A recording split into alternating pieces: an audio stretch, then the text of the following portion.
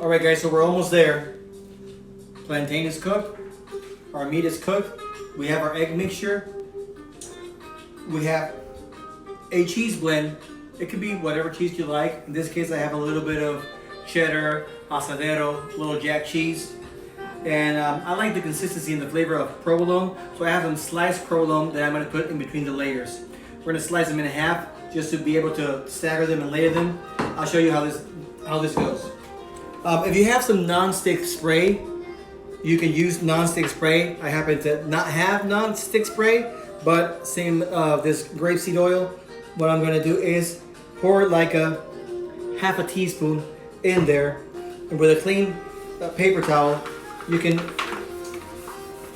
kind of lubricate your pan. You can do this in a round dish. You can do it in the lasagna pan, or if you want to do an easy cleanup, you can do it in a disposable aluminum container. So our pan is lightly greased in the bottom. Basically, what this is going to do is going to allow us for an easy cleanup. So what we're going to do here, mix this gently, our egg mixture, and we're going to just put a little bit in the bottom. This is going to resemble almost like building a lasagna, and you can kind of call it a plantain lasagna without the marinara and without the pasta. So we have our pan just like such, and we're going to start layering. Remember, it doesn't have to be perfect. All you want to do is get some coverage. That's why we have different pieces. We have different sizes that you can adjust. You can put into the corners. So small piece like this, I can stack it right here. This first layer, however, is the crucial one, because you want to get good coverage of the bottom, because it's going to be the base of our pastelón. So you want to make sure that this bottom layer is nice and tight. So we are going to finish this layer as quickly as we can. So after this layer, what will go next is even coating, an even layer of the ground beef, which we have a slotted spoon here that we're going to utilize to prevent a lot of that liquid and fat from coming into our dish. If I can take a quick close-up of this right here, so you can see how